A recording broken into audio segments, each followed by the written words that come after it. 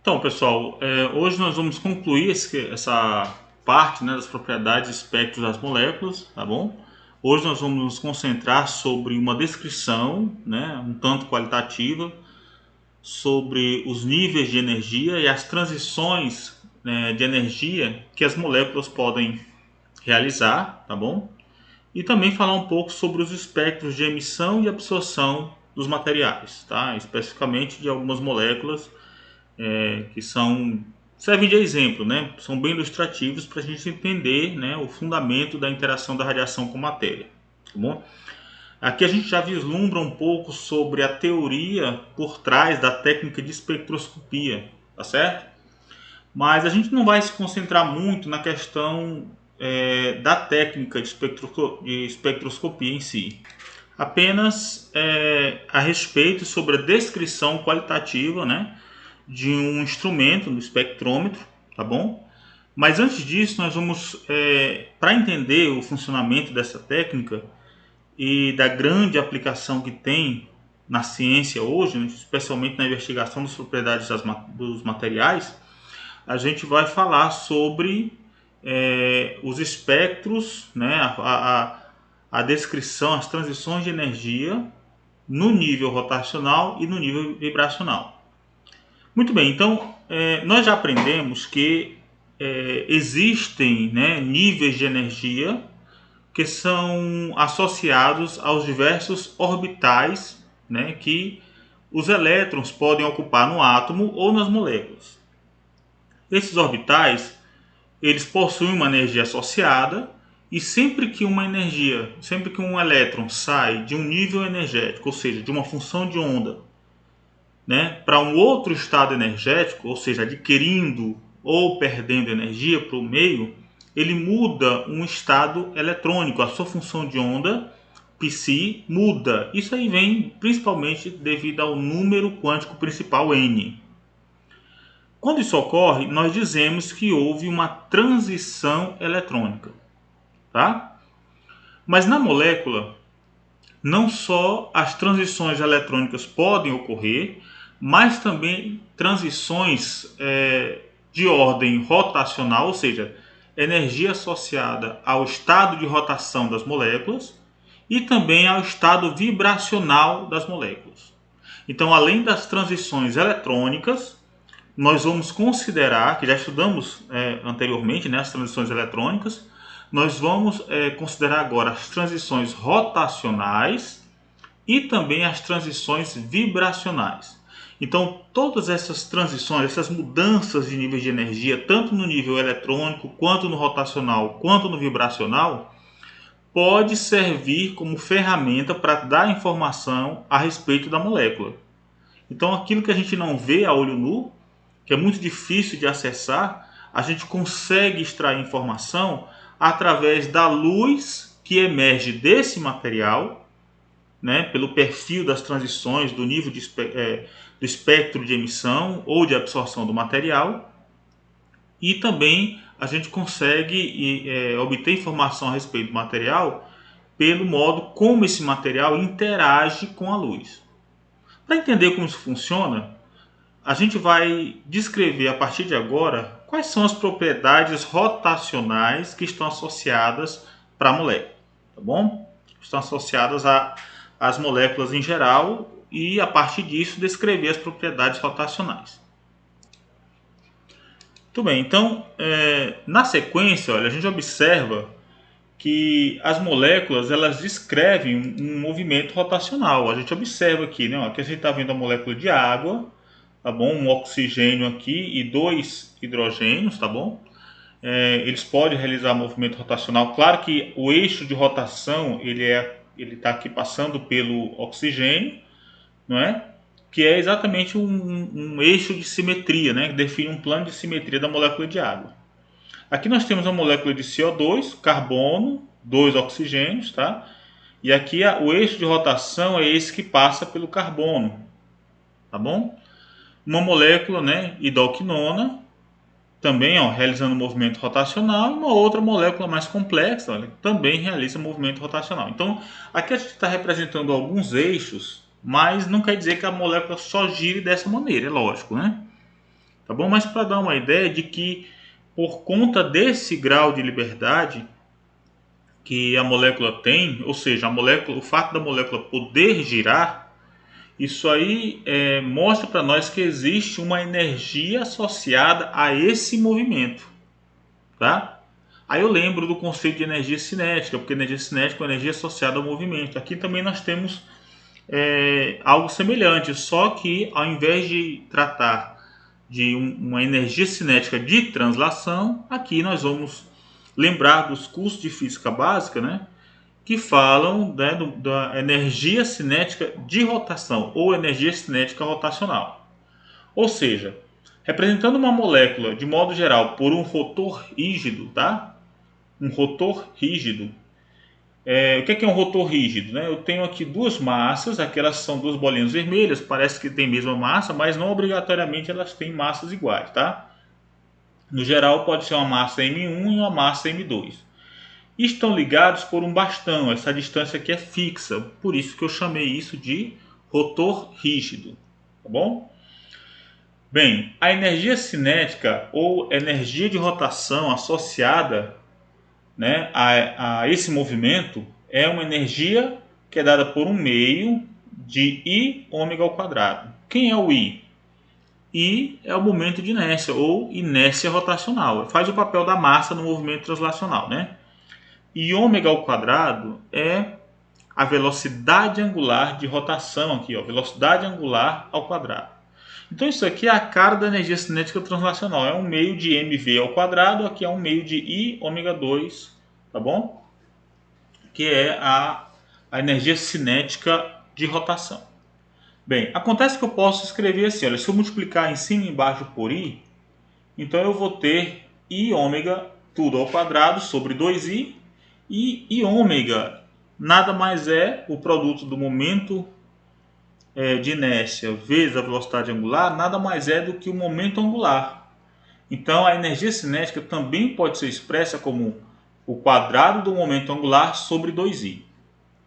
Tá bom? Bem, quando eu falo de L ao quadrado, me vem à mente logo o momento angular, o módulo do momento angular que nós já calculamos, nós já encontramos. L ao quadrado é igual a L, que multiplica L mais 1 vezes H cortado ao quadrado, onde L pode ter esses valores inteiros, 0, 1, 2, tá bom? Então, se o L ao quadrado tem esse valor, eu posso escrever o seguinte. Eu posso escrever que L, posso escrever assim, né? Olha, eu vou ter que a energia, eu vou colocar energia cinética de rotação, tá bom? Que é igual a L ao quadrado sobre 2i, pode ser escrito, pode ser expresso como sendo L, que multiplica L mais 1, H cortado ao quadrado, sobre 2i, tá?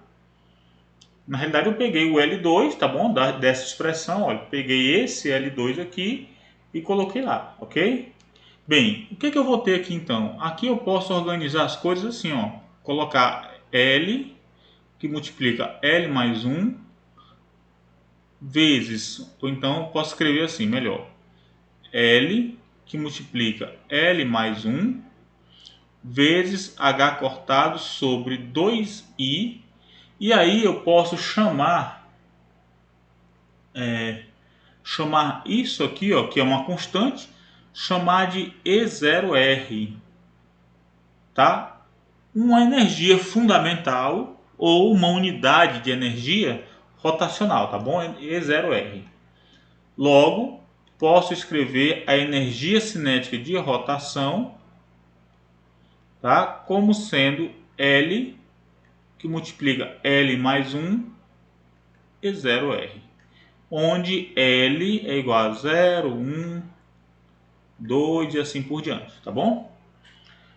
Ou seja, em outras palavras, a gente vai ter então, né, o que nós já obtivemos até agora, ó, que a energia cinética de rotação ela é L que multiplica L mais 1 E0R, tá bom? E aqui eu consigo ver, olha, que para cada L, L igual a 0, L igual a 1, L igual a 2, eu vou ter valores de energia diferentes. De modo que os níveis de energia rotacional, eles não são igualmente espaçados. Dá para perceber? Eles não são igualmente espaçados. Tá bom? Então a transição, por exemplo, do nível L igual a 0 para L igual a 1, do nível 0 para o nível 1, tem um espaçamento, um ΔE, tá bom? Que eu posso escrever, né? Eu posso representar assim, olha, colocar isso aqui, ó, como sendo ΔE 01. E aqui eu tenho uma outra diferença de energia, ó, ΔE 12. E aqui um outro ΔE 32 e por aí vai, né? Aliás, 23, pela ordem como a gente associou aqui, né? 23. Então, os níveis de energia, tá? Eles não são igualmente espaçados, tá bom? Os níveis de energia rotacional não são igualmente espaçados. Muito bem, então como tratar problemas assim? Tá? Como é que a gente faz para tratar problemas assim? A gente pode... a gente está se deparando aqui com um problema de dois corpos, tá bom? Que executam, que realizam um movimento rotacional. Então eu preciso levar em conta a massa M1, tá certo? Olha, a massa M1 e a massa M2. E expressar os ΔE, as variações de energia, quando eu saio de um nível de energia, por exemplo, ó, energia L mais 1 para um nível de energia anterior. Como eu estou saindo aqui do 3 para o 2, do 2 para o 1, do 1 para o 0. Então, se cada nível de energia é L que multiplica L mais 1 vezes E0L, E0R, então o ΔE vai ser a energia para L mais 1 menos a energia do L. Tá? Então, nessa expressão, no lugar do L eu coloco L mais 1, vai ficar L mais 1, que multiplica esse aqui é L mais 1 vai ficar L mais 2, tá? Menos a energia do nível L, né? Associado ao número angular, né? O número quântico L igual o número quântico angular igual a L. Então, quando eu faço a diferença, eu vou encontrar que a diferença de energia entre dois níveis consecutivos mostra que a diferença de energia entre dois níveis consecutivos vai ser L mais 1 sobre H cortado ao quadrado, aliás, vezes H cortado ao quadrado sobre I. E mostra que quanto maior vai ser o desnível, né, quanto maior o valor de L, tá vendo? Olha, o ΔE vai ser maior também. Então, o ΔE, essa expressão mostra que o ΔE, ou os níveis de energia, não são igualmente espaçados, tá bom? Então, a gente pode observar o seguinte, olha, uma medida da energia rotacional, tá? Uma medida da energia rotacional, ΔE, de uma molécula, a partir de seu espectro rotacional, quer dizer, toda vez que a molécula sai de um nível L mais 1 e cai para um L, ou de um L e cai para um L menos 1, energia, né, é emitida, é liberada. Tá certo? Então eu posso expressar isso assim, ó. Energia é liberada. Então sempre quando ele cai daqui para cá, por exemplo, um ΔE 2, 3, tá? É liberada. Se eu conseguir observar isso, tá? Se eu conseguir observar essa energia, eu vou ter uma informação, eu estou lendo isso, e aí eu vou ter isso aqui, ó. Então, observando ΔE, eu consigo ter uma informação sobre o momento de inércia. Tá certo? Então, o que a gente tem? Né? Uma medida da energia rotacional de uma molécula a partir de seu espectro rotacional pode ser usado para determinar o momento de inércia da molécula. E o momento de inércia da molécula I pode então ser usado para encontrar a separação de equilíbrio, olha, a distância de equilíbrio entre os átomos da ligação. Ou seja, encontrando ΔE, observando, medindo ΔE, eu encontro o I, e encontrando o I eu consigo determinar o comprimento da ligação. Mas para fazer isso, a gente tem aqui um problema, né? Um problema de dois corpos, tá? M1 e M2 por uma separação. Então, a gente ganha muito quando a gente consegue reduzir o problema de dois corpos para um problema de um corpo apenas, tá? Então vamos lá. Aqui eu tenho um problema onde eu tenho uma situação aqui de um rotor rígido, tá? O centro de massa está aqui, olha, por onde passa, né, o eixo de rotação. A distância de separação entre as duas massas é R0. A posição da massa M1 com relação ao eixo de rotação é R1 e da M2 é R2. Aqui eu já tenho os níveis de energia, as diferenças de energia e tem o espectro rotacional aqui, tá bom? Um diagrama de energia rotacional. Então, o que eu faço é, observando, medindo isso, eu consigo encontrar o I. E do I eu consigo encontrar o R0. Vamos ver como é que isso acontece? O momento de inércia ele é dado para um sistema de dois corpos assim, olha, como nós temos na figura, ele é dado por M1 R1 ao quadrado mais M2 R2 ao quadrado. E levando em conta a posição do centro de massa, nós podemos expressar o momento de inércia como sendo μ vezes R0 ao quadrado. Olha só, ao momento de inércia, essa mesma expressão pode ser dada por μ vezes R0 ao quadrado. Ou seja, R0 ao quadrado, R0 é isso aqui, a distância de separação, né, elevado ao quadrado, medindo ΔE, observando a energia que é liberada, eu encontro o I, e encontrando o I, eu encontro quem? O R0, através dessa expressão. Quem é μ? μ é a chamada massa reduzida. É dada pelo produto das massas, M1 e M2, né, dividido pela soma. Tá bom? Então, dessa forma, a gente consegue, a partir do ΔE, através do momento de inércia, determinar a distância de separação, ou seja, o comprimento da ligação. Então, para a gente ver como isso funciona, né, vamos dar atenção, então, ao seguinte vídeo, tá?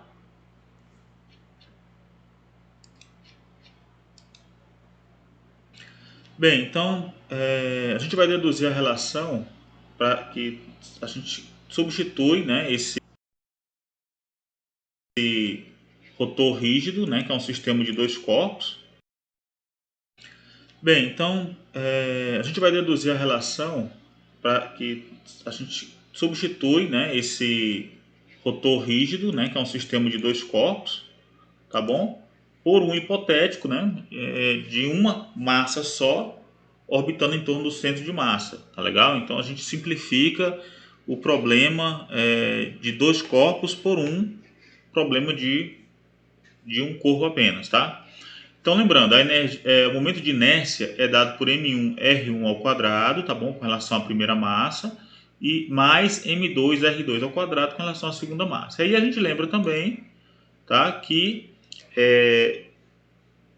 R0, como está mostrado na figura, é igual a R1 mais R2, e que com relação ao centro de massa podemos escrever M1 R1 igual a M2 R2, ok?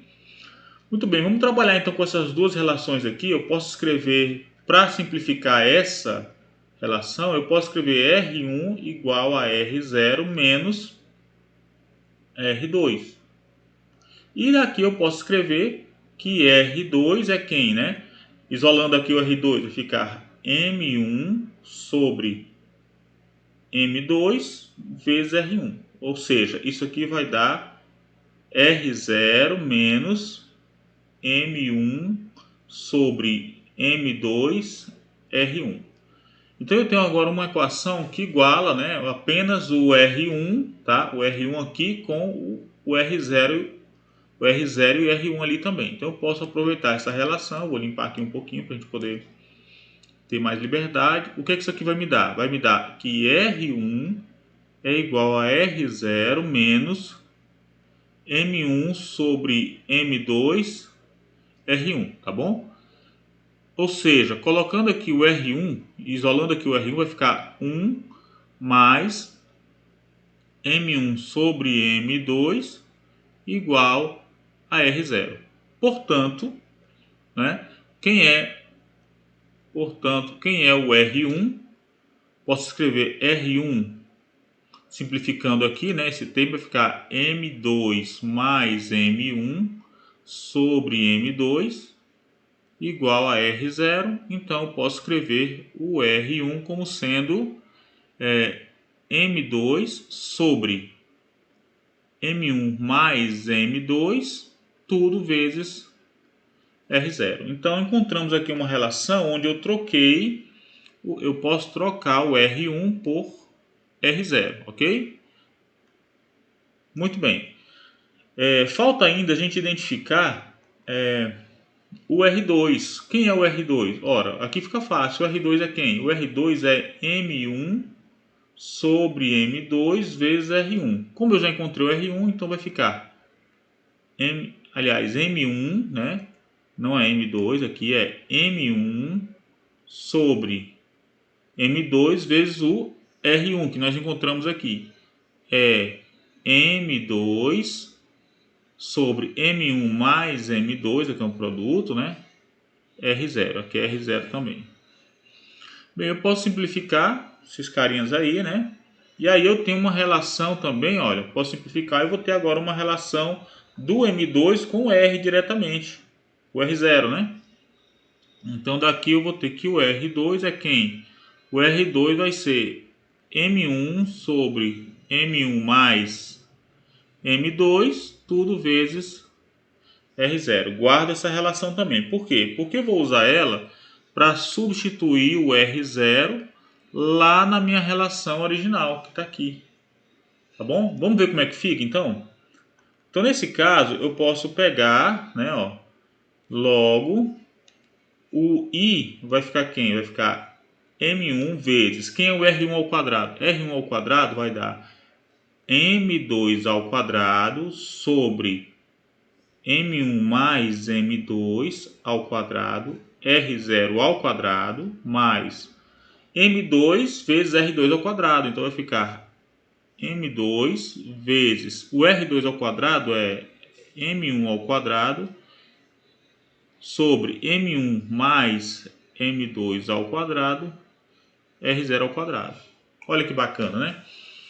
Essa expressão eu tenho como colocar muita gente em evidência aqui, né? Eu posso escrever assim, olha, o I vai ser, eu posso escrever, olha, M1, M2 sobre M1 mais M2 ao quadrado vezes R0 ao quadrado, que multiplica. Desse primeiro termo eu tiro um M2 e daquele segundo eu tiro um M1, que vai cancelar uma dessas somas aqui da potência embaixo. Tá legal? Que vai cancelar o expoente na realidade, né? O efeito vai ser cancelar o expoente. Logo, eu tenho que, logo a gente vai ter que o I vai ser M1, M2 sobre M1 mais M2, que multiplica R0 ao quadrado.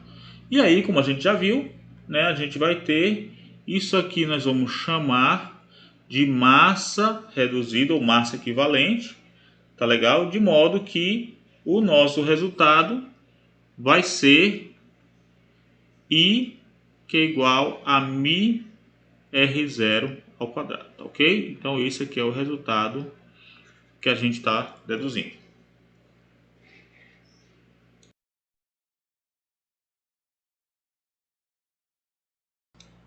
Muito bem, então encontramos a relação, né, momento angular, aliás, momento de inércia igual a μ R0 ao quadrado, tá bom? Muito bem, então dando prosseguimento aqui, nós vamos ter, olha, os níveis de energia rotacional são algumas ordens de grandeza menor que aqueles das transições eletrônicas, tá bom? Então, esse parágrafo ele dá uma ideia sobre as diferenças de energia, enquanto que, por exemplo, a molécula de O2, né, uma separação de equilíbrio de 0,1 nanômetro, ele tem aqui 2,6 vezes 10 a menos 4 eletronvolts, tá bom? Numa transição rotacional, mas para uma transição eletrônica é da ordem de 1 eletronvolt, tá vendo? Então, de 1 eletronvolt para 10 a menos 4 eletronvolts tem uma diferença muito grande. Nós vamos ver então que essas rotações elas estão associadas ou são grandemente influenciadas pela temperatura, pela agitação térmica, ok? Vamos observar isso com mais detalhes quando a gente considerar as transições vibracionais, ok? Muito bem. Então, além de rotacionar, a gente tem também um movimento associado às vibrações moleculares, ok? A molécula ela não é uma estrutura metálica rígida, né? Não é isso, mas ela tem uma agitação, ela vibra, ok? E esse movimento vibracional, se é movimento, também tem energia cinética. Então, além da energia cinética translacional e da energia cinética rotacional que a gente descreveu, temos também uma energia cinética vibracional ou energia de vibração, tá bom? Aqui nós temos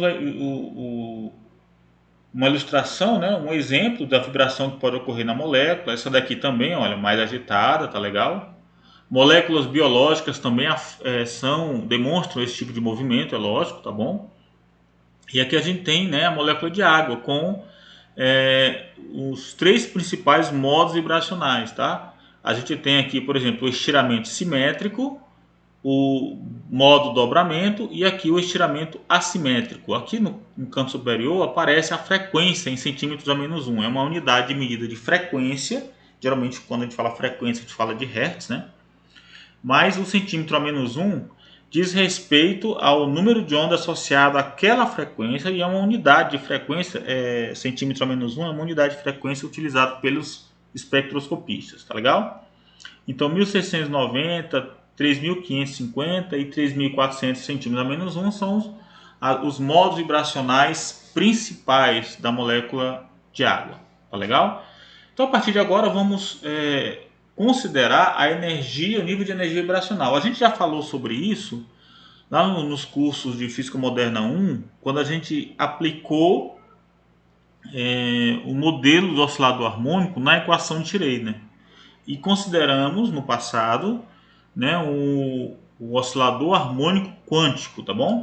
Relembrando, a energia vibracional do oscilador harmônico, né, ele é dado por Ni, tá? Mais 1/2 de HF. H é a constante de Planck, F é a frequência, tá bom? A frequência que é dada por 1/2π. K é a constante da mola e μ é a massa, né, reduzida. Ou seja, como se eu colocasse, ao invés de 2 átomos vibrando, como se eu colocasse apenas a massa reduzida μ vibrando na extremidade de uma mola, tá bom?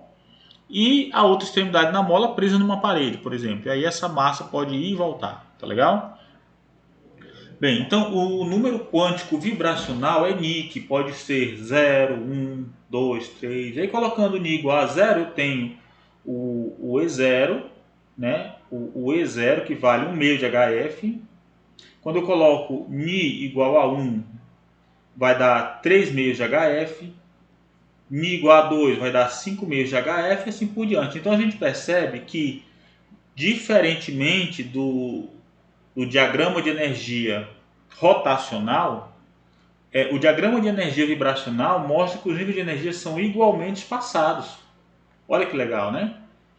E a curva que descreve, né, o comportamento ou potencial, a energia potencial de ligação do oscilador harmônico quântico, né, ele tem esse perfil aqui, olha. Então é uma curva assimétrica. Quando a gente expressa a posição das moléculas por um oscilador anarmônico, tá bom? É uma matemática que a gente não precisa considerar agora. Esse tracejado aqui seria a energia, tá bom? Uma curva, né, da energia de potencial, da energia potencial de um oscilador que varia com x ao quadrado, tá bom? O oscilador massa-mola. A gente percebe que o espectro, né, a energia potencial real, ele se aproxima do modelo, né, harmônico, tá bom? Apenas para pequenas vibrações, tá certo? Ó, eles coincidem, mas se a vibração for grande demais, então o modelo teórico do oscilador harmônico ele não coincide com o modelo real, tá bom? O modelo que é descrito por uma força, uma interação de ligação de...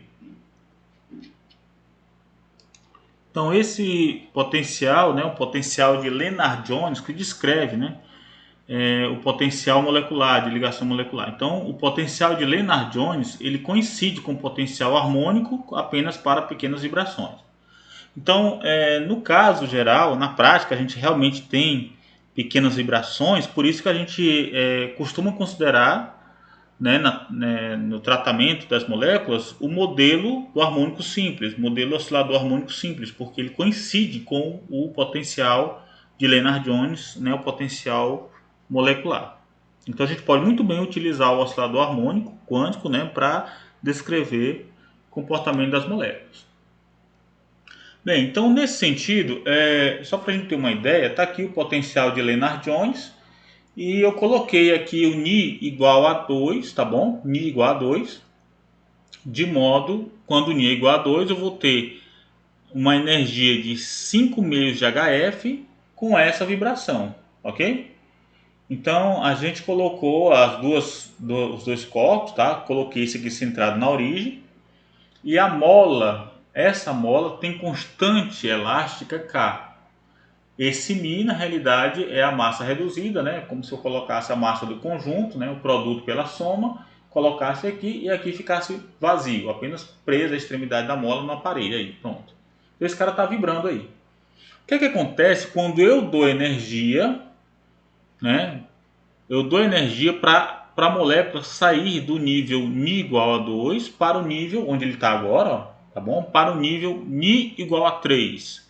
Ou seja, quando eu dou 1 HF, né? Ele sai de 5 meios de HF, ganha mais 1 HF, né? Então ele vai para 7 meios de HF.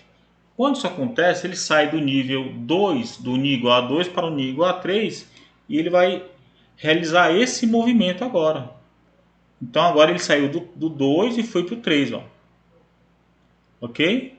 Então, isso aí acontece sempre que dentro de um determinado nível eletrônico, tá bom? Dentro de um determinado nível eletrônico, aqui descrito pela função função molecular, interação molecular de Lennard-Jones, eu vou ter aqui vários níveis vibracionais, ok? Então aqui dá para a gente ter uma ideia do que significa essas diversas transições. É mudar, olha, a frequência de vibração, né? Porque aumenta a energia e perceba a amplitude também, tá bom?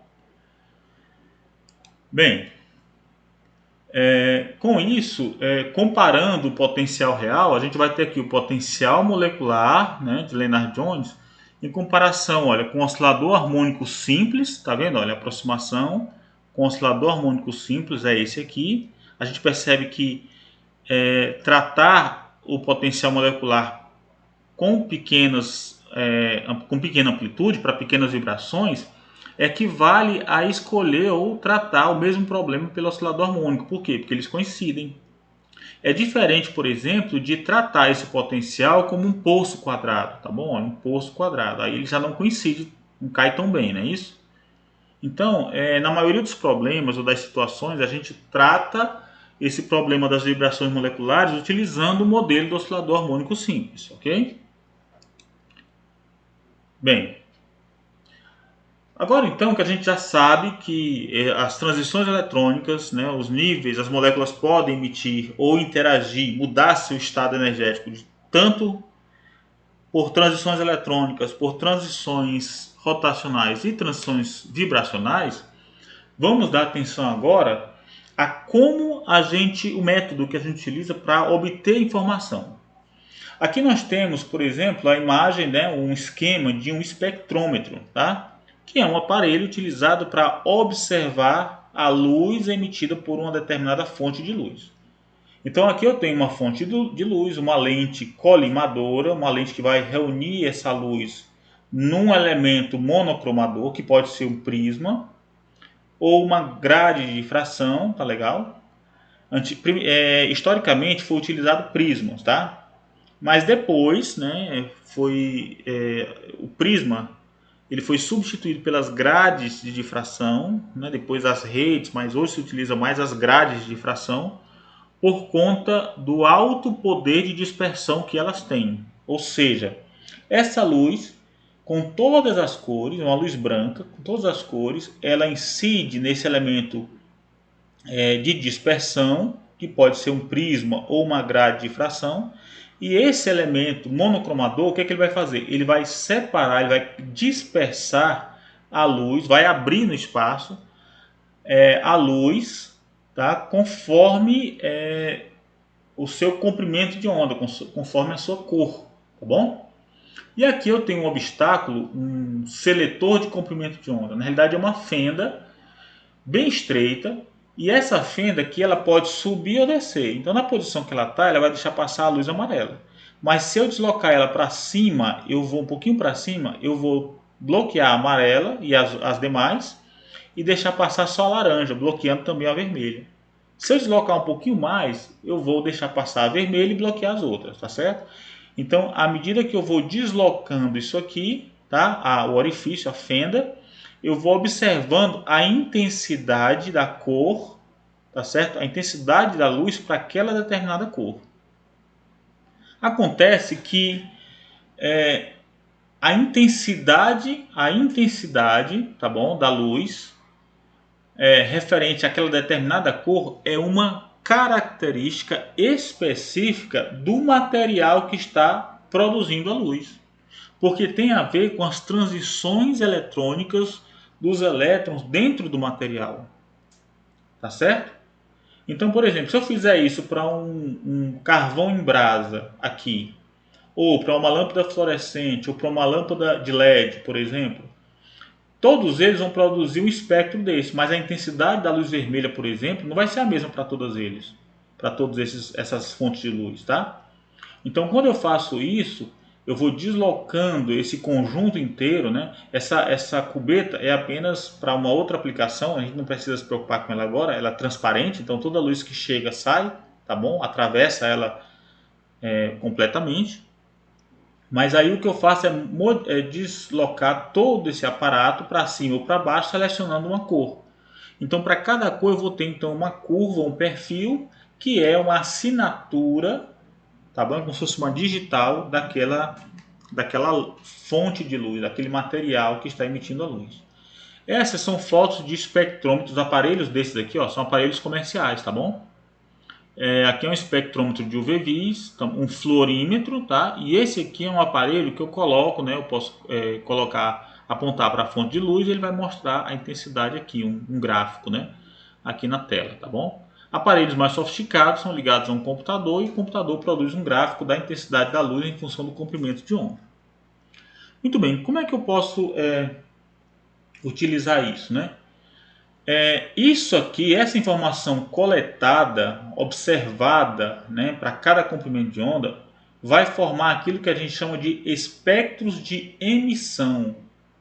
Ou seja, espectro, na realidade, é a intensidade do comprimento de onda, a intensidade de cada comprimento de onda da luz emitida por um material luminoso, né, por uma fonte de luz. Como essa luz está emitindo essa luz, eu chamo isso de espectro de emissão. Tá bom?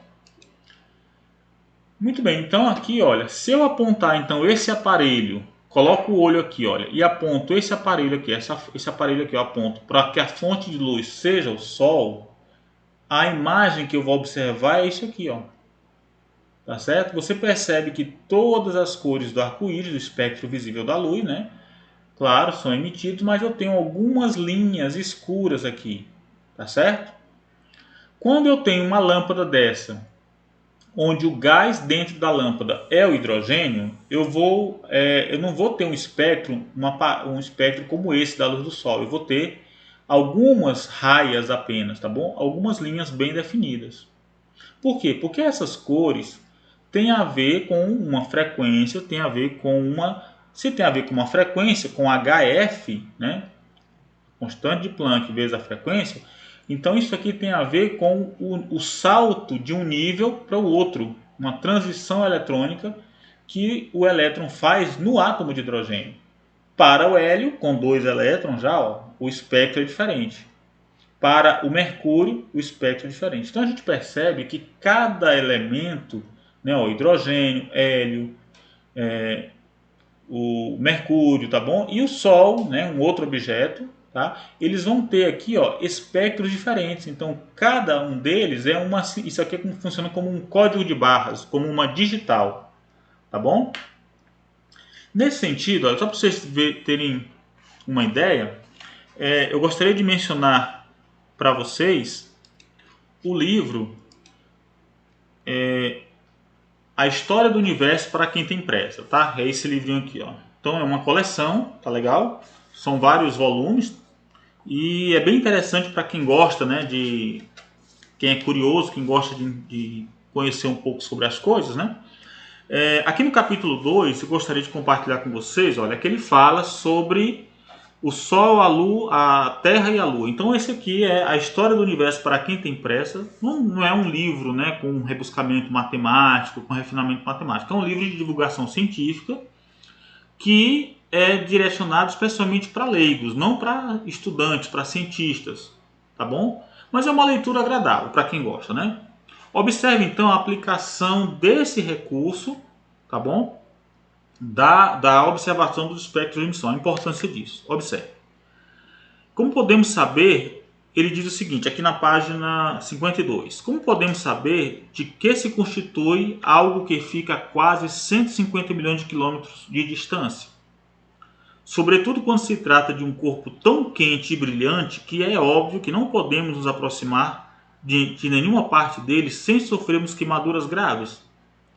Tal como no caso da maioria das coisas em astronomia, a resposta está na luz que recebemos dele. Vimos que podemos usar um prisma para decompor a luz no espectro ou leque radiante de cores. É o que a gente está vendo aqui na figura, logo acima, né? A gente está vendo aqui na figura, certo? Aqui a gente está usando um prisma, né, para formar um leque de cores, tá bom? No início de 1800, o físico alemão Joseph von Fraunhofer descobriu que o espectro solar não é um todo cromático inteiriço. Você está observando aqui? Ele não é um todo, uma faixa completa, né? Inteiriça. Ela contém um conjunto de mais de 500 linhas bem finas, bem tênues, ou raias negras, tá bom? Tá aqui as raias negras. Você consegue observar, ó, as linhas pretas? Conhecidas hoje como linhas ou espectro de Fraunhofer. Na década de 1850, os cientistas alemães Robert Bunsen e Gustav Kirchhoff explicaram por que elas existem. Essas linhas representam apenas cores inexistentes, lacunas em que diferentes substâncias presentes no Sol absorvem essas frequências de luz específicas e impedem que as respectivas cores cheguem à Terra. É por isso que a gente vê escuro assim, ó. É porque a luz que é formada lá dentro, no interior do material, do Sol, para chegar até aqui a Terra, ela tem que atravessar o Sol, sair do Sol e atravessar todo o espaço. Mas se ela encontrar no meio do caminho o hélio, o hidrogênio, por exemplo, essa faixa ela some, ó. Tá vendo que o hélio, aliás, o hidrogênio emite nessa linha aqui, ó. Então é a linha que falta, ó, porque o hidrogênio dentro do material, dentro do Sol, absorve essa linha, por isso que não chega aqui na Terra. Absorve também essa, ó, tá vendo? Ó? Absorve essa e assim vai, né? Olha aqui, ó, essa outra tem uma amarela aqui, ó, tá? Aqui vai ter outra, tá? E assim por diante. Então, quando a gente olha o do Sol, a gente vai ver que tem aqui, olha, hidrogênio e hélio no Sol, tá bom? É o que a gente vai ver agora. Na verdade, essas linhas representam um código de barras químico, contendo informações fundamentais acerca daquilo de que se constitui a fonte de luz. São como as impressões digitais do Sol.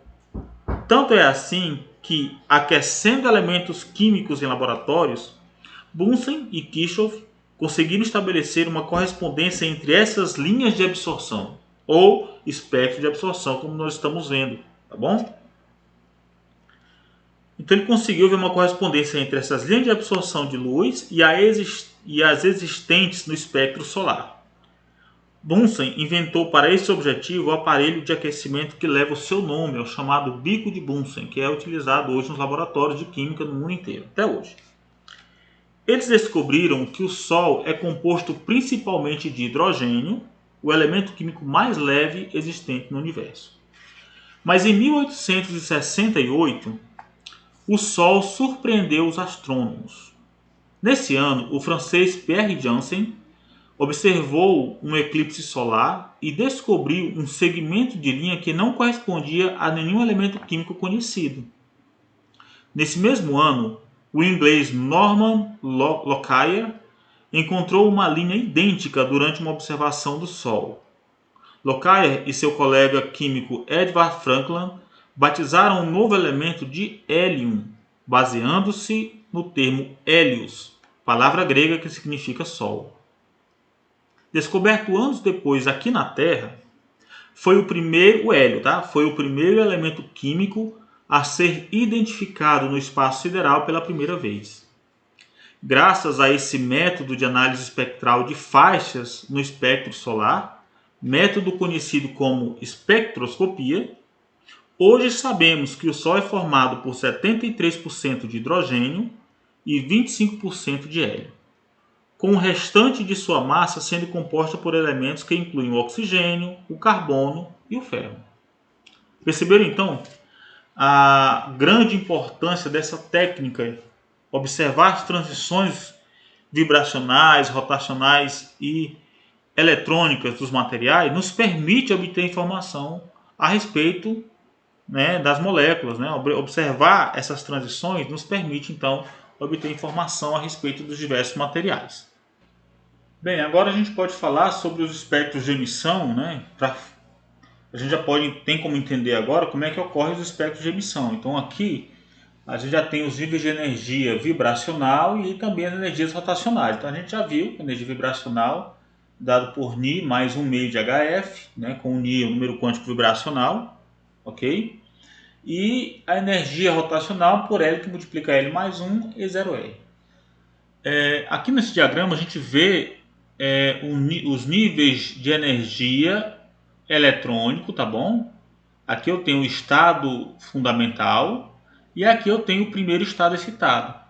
E a gente percebe que dentro desse estado eletrônico a gente tem vários níveis vibracionais e dentro de cada nível vibracional eu tenho vários níveis rotacionais. Isso se deve à diferença de energia nessas equações aqui, tá bom? Lembra que as transições eletrônicas são da ordem do elétron-volt. As rotacionais aqui dentro, olha, são da ordem de 10 a menos 4 e os vibracionais de 10 a menos 2. Então, se a gente colocar uma lupa aqui, a gente vai observar o seguinte, olha. Para cada um desses modos vibracionais aqui, olha, para Ni igual a 0, o primeiro estado vibracional, que é essa primeira linha aqui, ó, tá? Essa primeira linha vibracional, eu tenho vários modos rotacionais, vários níveis rotacionais. E para Ni igual a 1, que é esse segundo aqui, ó, Ni igual a 1, eu vou ter também outros níveis rotacionais associados a esse Ni igual a 1. Então vamos lá, como é que a gente lê isso aqui? Eu tenho um determinado estado eletrônico, tá bom? O estado eletrônico é dado pelo número N, tá bom? O número N, que é o número quântico principal, define os diversos estados eletrônicos. Para cada estado eletrônico eu tenho vários estados vibracionais dados pelos Ni 0, Ni 1, Ni 2. E aqui eu estou vendo, olha, os dois primeiros em azul, essa manchinha azul ampliada é isso aqui que a gente está vendo, tá bom?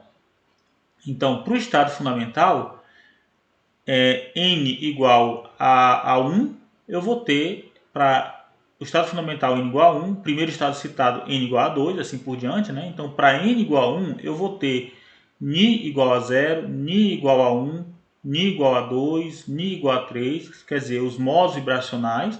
E para cada modo vibracional, eu tenho diversos níveis rotacionais, que são os L's iguais, os L igual a 0, a 1, a 2 e assim por diante. Então, o espectro de um determinado material é dado pelo conjunto de transições, tá? Que cada elétron pode descrever. Então, dentro de um mesmo estado eletrônico, por exemplo, o estado fundamental, eu posso ter diversas transições vibracionais e diversas transições rotacionais. Para o primeiro estado excitado, n igual a 2, eu posso ter diversas transições vibracionais e diversas rotacionais. E posso ter, inclusive, a transição de um estado vibracional do primeiro estado excitado eletrônico para um outro vibracional de outro estado eletrônico. Por exemplo, uma transição desse tipo. Né? Vou tentar mostrar aqui para vocês, a figura talvez não seja muito boa, mas observe, é como se eu saísse daqui, aqui eu tenho n igual a 1, n igual a 2, e aí eu posso fazer uma transição, por exemplo, daqui para cá, ó, por exemplo, tá? Então essa daqui vai me permitir, isso aqui é o ni igual a 0, igual a 1, 2, 3, 4. E aqui eu tenho ni igual a 0, aliás, é ni, não é n, né? Ni, corrigir aqui, tá? Ni igual a 0, a 1, a 2, a 3, a 4. Então eu saí do N2, N igual a 2, Ni igual a 4, tá? Para o N igual a 1, Ni igual a 4. Tá? Ou poderia ter feito uma outra transição, tá? Uma outra transição aqui, olha. Desse nível para esse outro, ó, para esse outro, descendo aqui na vertical, para esse outro. Ou seja, já seria do n igual a 2, ni igual a 4, para o n igual a 1, ni igual a 3. Ok? No entanto, esse diagrama ele é interessante porque ele mostra para nós que existem certas transições que não são permitidas. Tá bom? Por exemplo, esse diagrama ele é colocado assim, não é à toa. Parece que a gente percebe que a curva do estado fundamental, do estado eletrônico fundamental, é diferente, né? Ele é mais fechado do que o primeiro estado excitado. Isso mostra que se eu tiver, por exemplo, uma transição que ocorre na vertical, ó, eu só posso transitar daqui para esse, ou para esse, ou para esse, ou para esse. Ok? Mas para o primeiro estado, mas por exemplo, se eu for fazer a transição, por exemplo, se eu fizer a transição desse estado aqui, olha, para esse, eu não tenho como. Por quê? Porque quando eu venho daqui para baixo, olha, eu não encontro estado nenhum.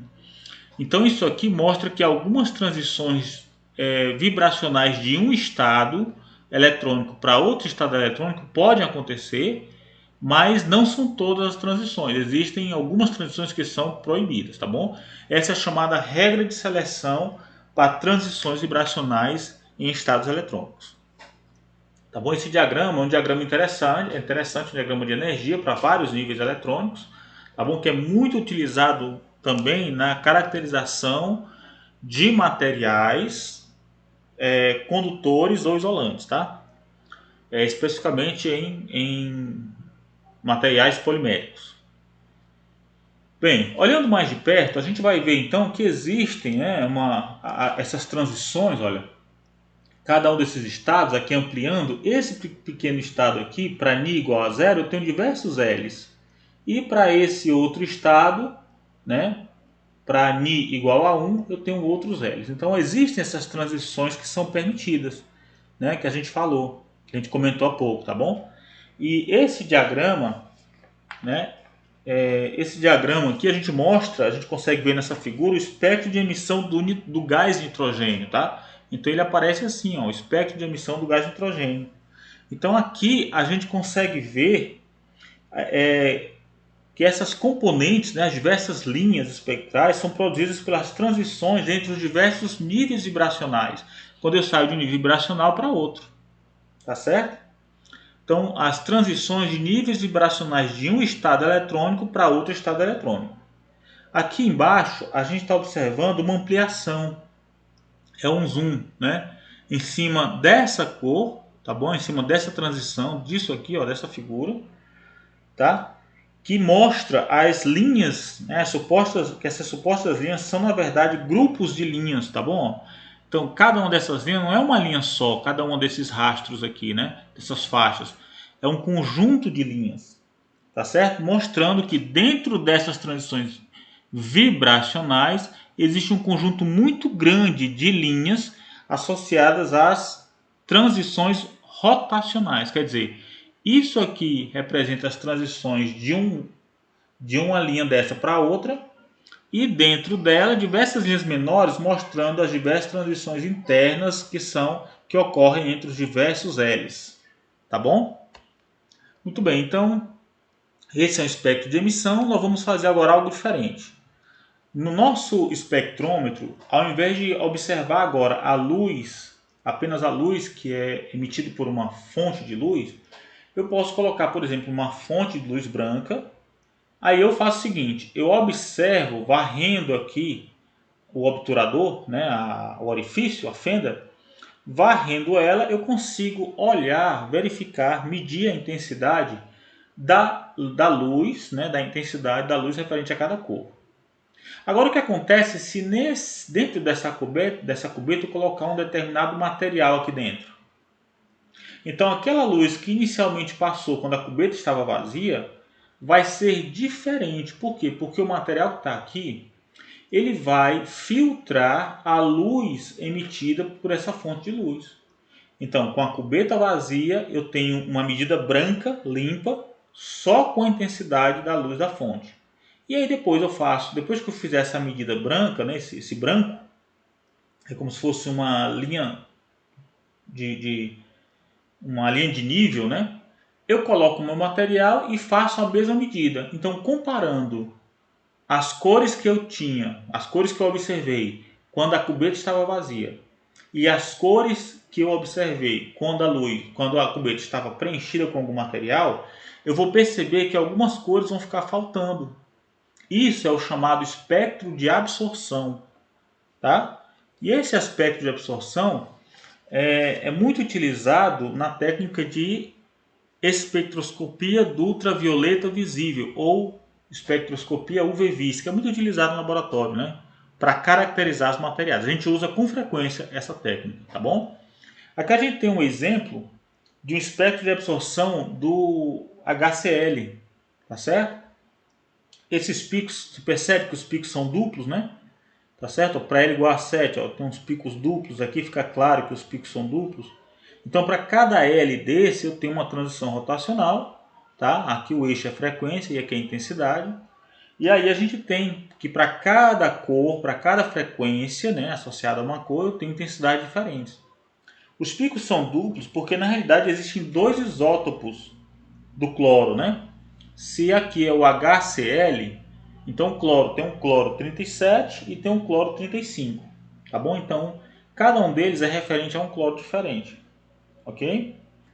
A intensidade dos picos também varia porque a quantidade de material é diferente, né? Para cada que a quantidade de material que realiza a transição também é diferente, ok? Então, para a gente entender um pouco mais sobre como funciona, né, a absorção no ultravioleta visível, né, o espectrômetro de UV-Vis, vamos dar atenção a esse vídeo, tá bom? Explica um pouquinho sobre como é que funciona o espectrômetro e como é que é feita a medida. Vamos dar atenção.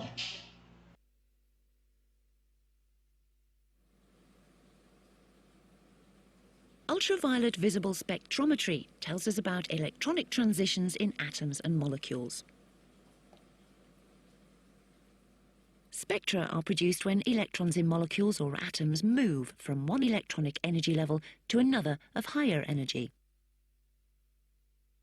In doing so, they absorb energy equal to the gap between the two levels. Compounds that absorb in the visible region, such as some transition metal compounds and organic dyes, are coloured. Those that absorb only in the ultraviolet region are colourless. Inside a UV visible spectrometer, there are usually two light sources, one giving out visible light and one ultraviolet. This one is a tungsten lamp, like a car headlamp bulb, for the visible region, and this deuterium lamp gives out ultraviolet. This mirror directs light from the appropriate source into the monochromator. This contains a diffraction grating that acts rather like the playing surface of a CD to split the light into its constituent wavelengths. Different wavelengths correspond to different colours. Red is about 700 nanometers and blue around 400 nanometers. Wavelengths shorter than about 350 nanometers are called ultraviolet. Shorter wavelength light has higher energy. The source produces white light that includes all wavelengths, all colours. The instrument scans through the spectrum, sending different wavelengths of light through the sample in sequence. This is done by the grating, which rotates. A single wavelength passes into the modulator, which consists of a rotor with mirrors on it. This chops the light into two beams. One beam passes through the sample cell, while the other passes through the reference cell. So the instrument is referred to as a double beam instrument. Both sample and reference beams are directed by mirrors onto a detector. This compares their intensities and sends a signal proportional to the ratio of their intensities to the computer that controls the instrument. The logarithm of this ratio gives a quantity called absorbance, which is a measure of how much light has been absorbed by the sample at that particular wavelength.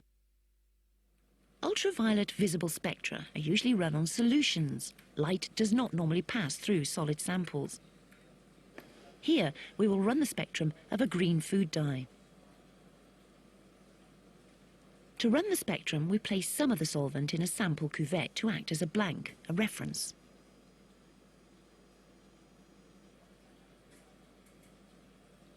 The cuvettes may be made of glass or plastic if only the visible region of the spectrum is required. Quartz cuvettes are needed for work in the ultraviolet range because glass and plastics absorb UV light.